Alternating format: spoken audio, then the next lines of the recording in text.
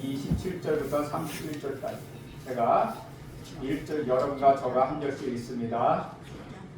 제가 1절 읽습니다. 요셉이 바로에게 가서 고하여 이르되 내 아버지와 내 형들과 그들이 양과 소와 모든 소유가 가나안 땅에서 와서 고센 땅에 있나이다 하고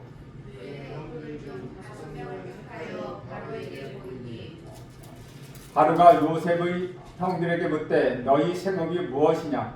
그들이 바로에게 대답하되 종들은 목자이온데 우리와 선조가 다 그러하니이다 하고 그들이 또 바로에게 구하되 가나안 땅에 기근이 심하여 종들의 양떼를 칠 곳이 없기로 종들이 이곳에 거류하고자 왔사오니 원하건대 종들로 고센 땅에 살게 하소서. 바로가 요셉에게 말하여 이르되 내 아버지와 형들이 내게 왔은즉 그 땅이 내 앞에 있으니 땅의 좋은 곳에 내 아버지와 내 형들이 거주하게 하되 그들이 고센 땅에 거주하고 그들 중에 능력 있는 자가 있거든 그들로 내 가축을 관리하게 하라.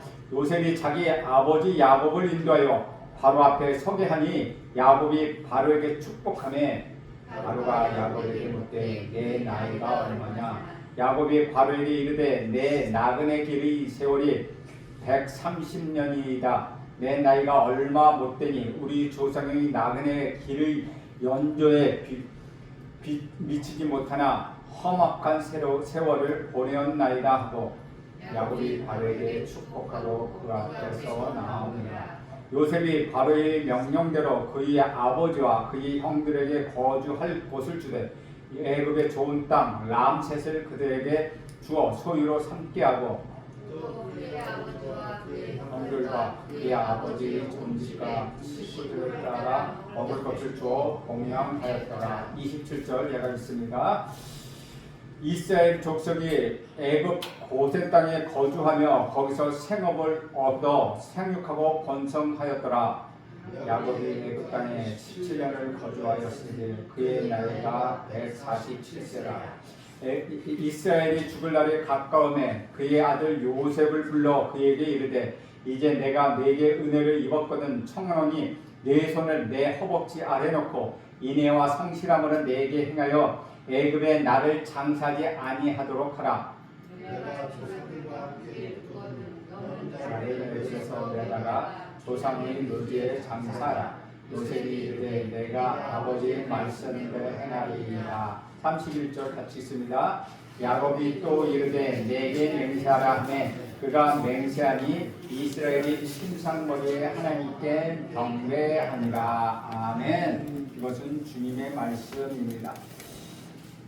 오늘 말씀은 야곱이 실망하고 있다가 기운이 소생하여서 다시 일어서서 고센 땅에 도착하는 것으로 시작합니다. 그래서 오늘 제목은 이스라엘에게 야곱이 다시 일어서다라는 제목을 가지고 여러분과 같이 말씀을 나누고자 합니다.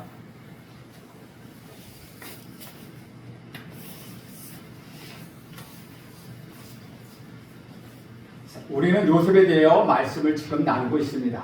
그는 꿈의 사람, 믿음의 사람이었습니다. 하나님으로부터 그는 꿈을 받았고 하나님을 신뢰하는 믿음으로 인하여 그 꿈을 이루는 꿈꾸는 아름다운 사람이었습니다. 여러분이 잘 아시다시피 그는 17살 때에 형들의 미움을 받아서 죽음의 길을 걷다가 하나님의 특별한 인도로 애굽의 총리가 되었습니다.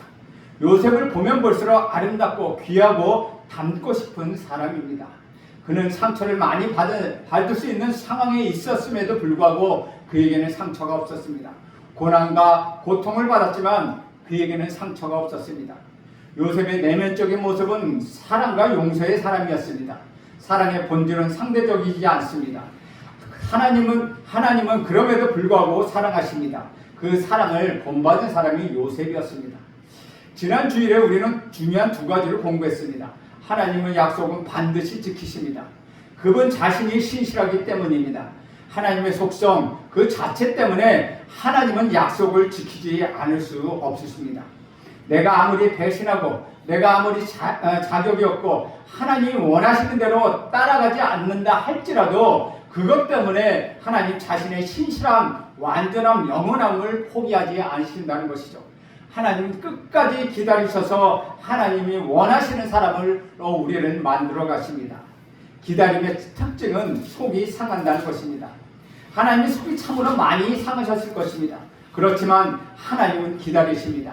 그 약속을 반드시 지키십니다. 약속을 지키기 위해서는 능력이 있어야 합니다. 우리는 이 사실을 야곱에서 보았습니다. 하나님은 야곱에게 신실하셨고 야곱에게 하신 약속을 지키셨습니다. 저는 여러분 인생의 마지막을 하나님이 복으로 장식해 주실 것으로 믿습니다.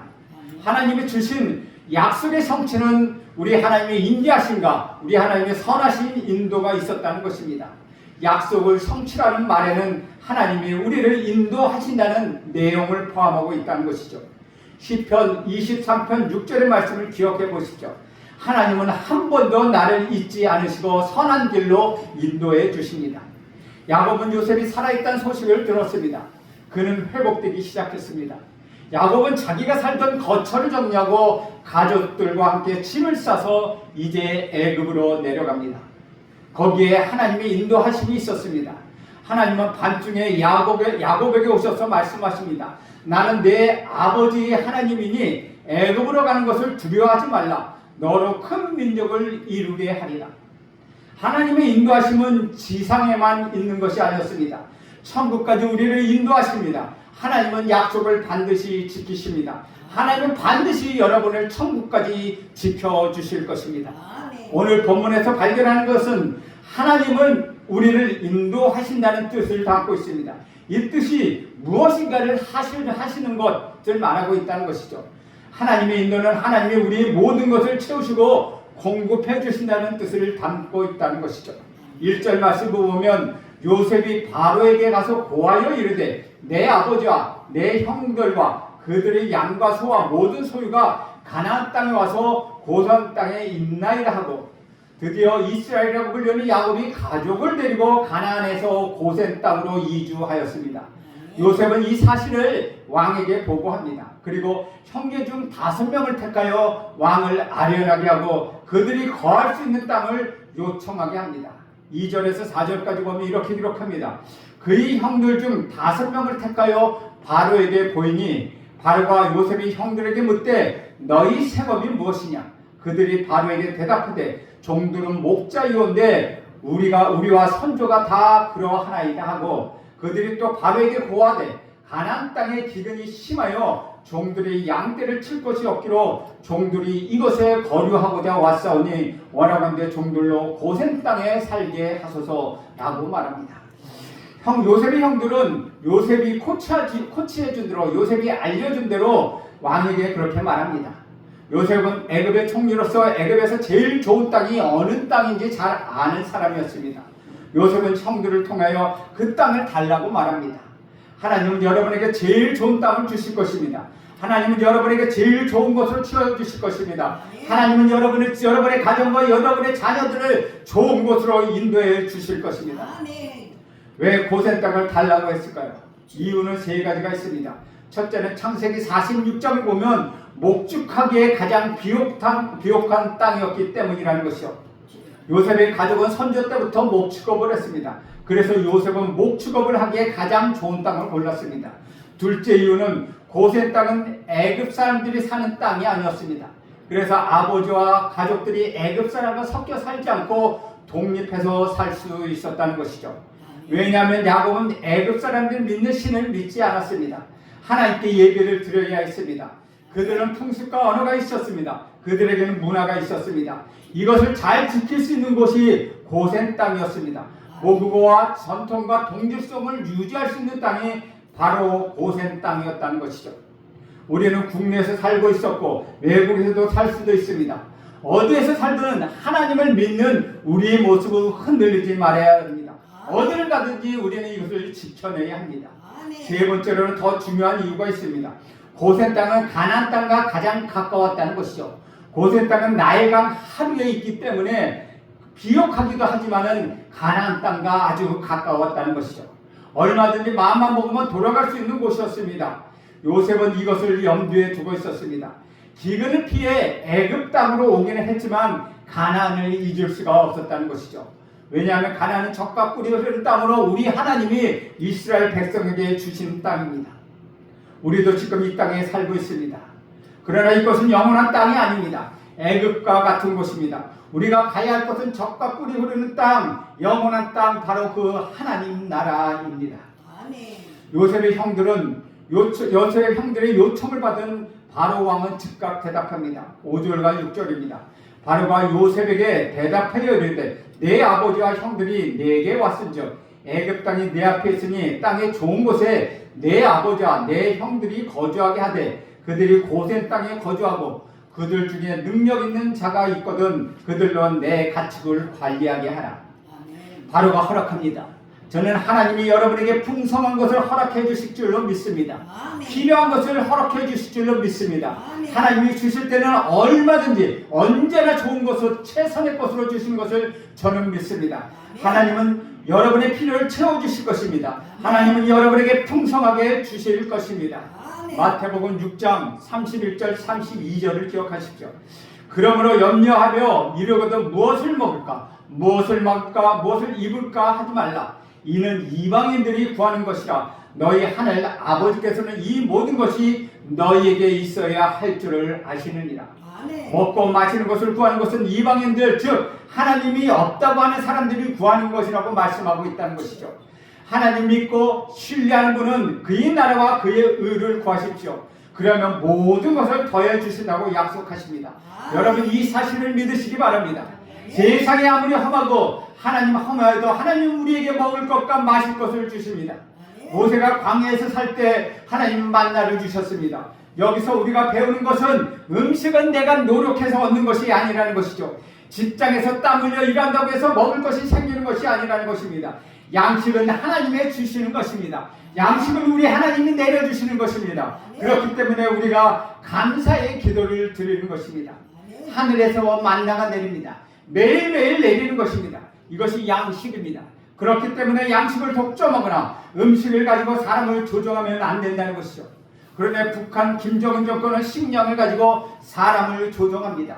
사재기는 하나님의 뜻이 아닙니다. 이 세상에 있는 음식을 골고루 나누어 먹으면 절대 굶는 사람이 없습니다.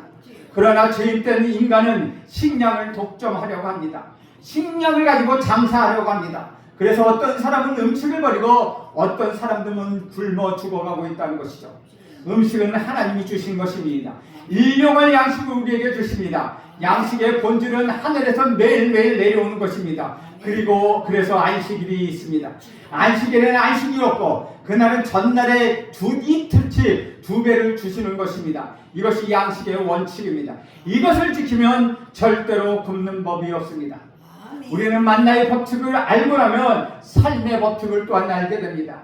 하나님께서 오늘 우리에게 양식을 주신다는 것을 믿고 하나님 나와 의를 구하면 하나님께서는 저와 여러분에게 필요한 것을 가득 채워 주실 것입니다. 돈 문제나 직장 문제나 생업 문제 때문에 걱정하지 않길 간절히 바랍니다. 우리가 기도하는 거의 대부분이 생업 문제일지도 모릅니다. 기도의 순서를 바꾸고 방법을 바꾸어 보십시오.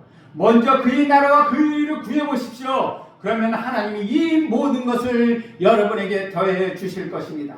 이 나라, 이 민족도 마찬가지입니다. 하나님을 경외하는 나라, 하나님을 신뢰하는 민족이 되어야 합니다. 국회가 예산의 10분의 1을 뚝 떼서 하나님께 그러면 얼마나 좋겠습니까? 10분의 1을 뚝 떼서 가난한 자들에 나눠주고 하나님 이를 위해 쓰면은 눈을 감고도 살 수 있을 것입니다. 대포나 핵무기가 없어도 얼마든지 잘 살 수 있다는 것이죠. 이것이 바로 하나님의 방법입니다. 오늘 우리는 야곱을 통하여 하나님이 정말로 필요한 만큼 원하시는 만큼 주시는 놀라운 우리 하나님을 발견하게 됩니다. 빌립보서 4장 19절에 보면 이렇게 기록하고 있습니다. 나의 하나님이 그리스도 예수 안에서 영광 가운데 그 풍성한 대로 너희 모든 쓸 것을 채우시리라. 또한 시편 28편 7절에도 이렇게 말씀하십니다. 여호와는 나의 힘과 나의 방패이시니 내 마음이 그를 의지하여 도움을 얻었더라. 그러므로 내 마음이 크게 기뻐하며 내 노래로 그를 찬송하리로라. 사랑하는 여러분, 하나님이 살아계심을 믿는다면 두려워하지 마십시오. 여러분의 필요한 것, 여러분의 먹을 것, 여러분의 마실 것을 풍성하게 채워주실 것을 믿으십시오. 하나님의 인도하심은 하나님의 채우심에 있다는 것입니다. 하나님은 우리를 목마르게 하지 않습니다. 배에서 생수가 흘러나오게 하십니다. 하나님은 우리를 채워주시고 풍성하게 채워주셔서 우리 잔이 넘치게 하십니다. 주위에 있는 사람들에게 이 말로 격려하십시오. 그러면 하나님은 여러분을 풍성하게 채워주실 것입니다. 주 안에서 사랑하는 여러분, 약속을 지키고 세계를 인도해 주시며 필요를 채우시는 하나님을 찬양하고 신뢰하십시오. 안 된다고 하지 마십시오. 자기 말로 자기 미래를 자기가 만드는 경우가 있다는 것이죠. 하나님이 된다고 하시는데 쫓아다니면서 안 된다고 말합니다. 여러분, 하나님을 제한하지 마십시오. 하나님을 막지 마십시오. 하나님은 여러분을 축복하기를 원하십니다. 우리 교회를 보십시오. 우리 교회는 30년 전에 이곳에서 천막으로 시작했습니다. 비가 오거나 눈이 오나 천막 가운데서 예배를 드리지 않았습니까? 그런데 이런 반듯한 교회가 생길 줄 누가 알았겠습니까? 제 특기가 하나 있습니다. 순종하며 따라다니는 것입니다. 저는 그것밖에 하는 것 없습니다. 저는 앞으로도 하나님이 우리 교회를 어떻게 인도하실지 모릅니다. 그러나 제가 잘한다고 잘한 대로 어렵거나 쉽거나 상관없이 하나님이 저를 원하시면 순종합니다. 이것이 믿음입니다. 믿음의 눈으로 보면 모든 것이 쉽습니다. 순종함으로 축복의 통로가 되십시오. 하나님이 주시는 복의 물줄기가 여러분의 인생을 통하여 흘러넘쳐서 이 나라 이 민족을 변화시키고 세계를 변화시키는 그런 꿈을 꾸시는 여러분 모두가 되시기를 간절히 바랍니다. 저는 우리 교회가 이곳에 꼭 필요한 교회라고 믿습니다.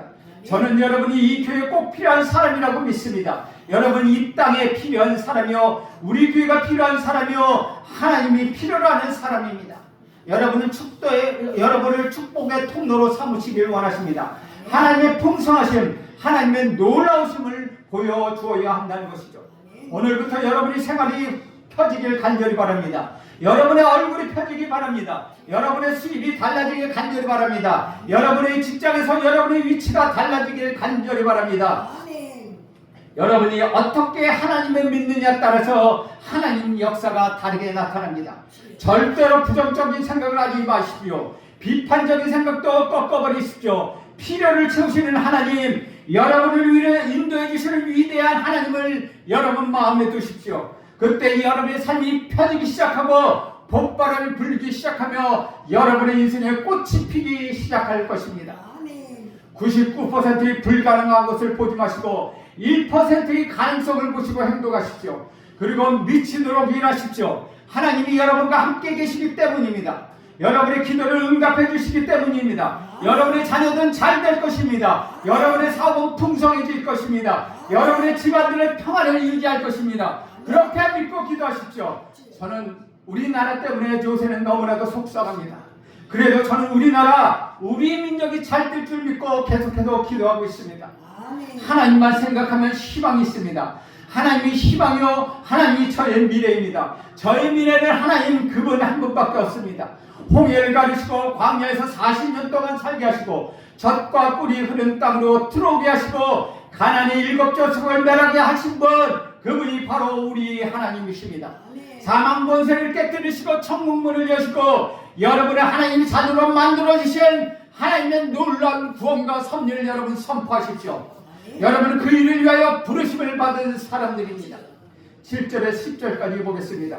요셉이 자기 아버지 야곱을 인도하여 바로 앞에 서게 하니 야곱이 바로에게 축복하며 바로가 야곱에게 묻되 네 나이가 없느냐? 야곱이 바로에게 이르되 내 나그네의 길의 세월이 130년이다. 내 나이가 얼마 못되니 우리 조상이 나그네 길의 연주에 미치지 못하나 험악한 세월을 보냈나이다 하고 야곱이 바로에게 축복하고 그 앞에서 나오니라.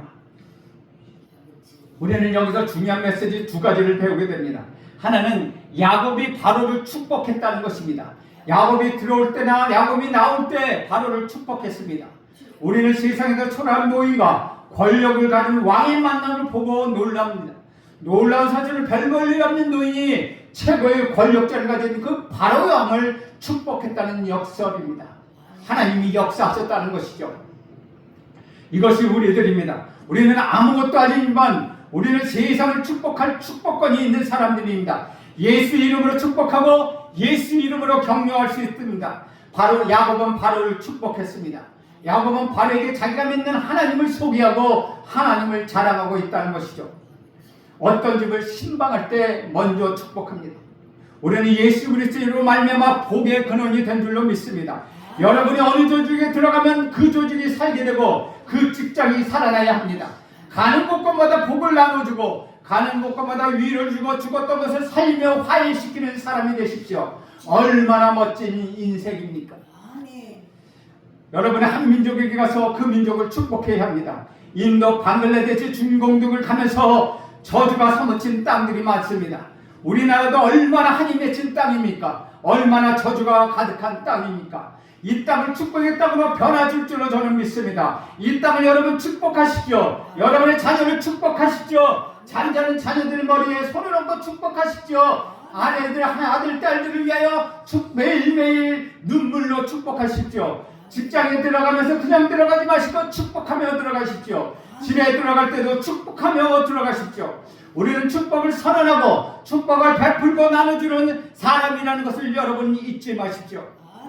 우리가 배우는 여기서 배우는 또 한 가지 사실은 야곱이 자신의 인생을 나그네다 험악한 삶이었다는 두 가지 말로 정리합니다. 하나님을 만나는 것이 평안이와 행복입니다. 야곱의 인생을 보면 참으로 안쓰럽습니다. 그러나 이제는 비옥한 땅을 허락받아 가족들과 함께 꿈에도 잊지 못했던 요셉과 함께 행복하게 살게 된 것입니다. 저는 여러분의 가정이 다 돌아오길 간절히 바랍니다. 남편이 돌아오고 자녀들이 돌아오고 부모가 돌아오길 간절히 바랍니다. 깨어진 가정이 하나가 되는 회복의 역사가 있길 간절히 바랍니다. 험한 세월이 보내고 하나님 앞에 안식과 복을 누리길 간절히 바랍니다. 믿지 않는 자녀들이 돌아오기를 간절히 바랍니다. 믿지 않는 손자 손녀가 돌아와서 하나님께 영광을 돌리길 간절히 바랍니다. 16절에서 26절까지는 11절에서 26절까지는 요셉이 자기 가족을 돌보고 애굽을 잘 다스렸던 7년의 기회를 보내는 모습이 기록되어 있습니다. 27절, 28절 보면 이렇게 기록합니다.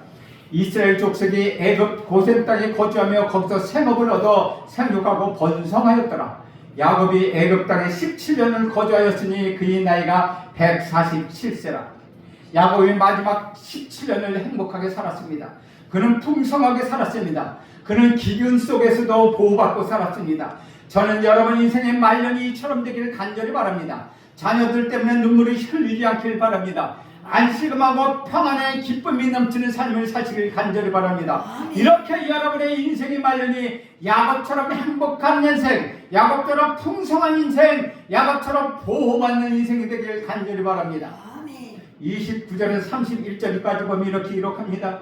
이스라엘이 죽는 날이 가까우매 그의 아들 요셉을 넣어 그에게 이르되 이제 내가 네게 은혜를 입었거든 청하노니 내 손을 내 허벅지 아래 놓고 인애와 성실함으로 내게 행하여 애굽에 나를 장사하지 아니하도록 하라. 내가 조상들과 함께 눕거든 너는 나를 애굽에서 메어다가 조상의 묘지에 장사하라. 요셉이 이르되 내가 아버지의 말씀대로 행하리이다. 야곱이 또 이르되 내게 맹세하라 하매 그가 맹세하니 이스라엘이 침상머리에서 하나님께 경배하니라.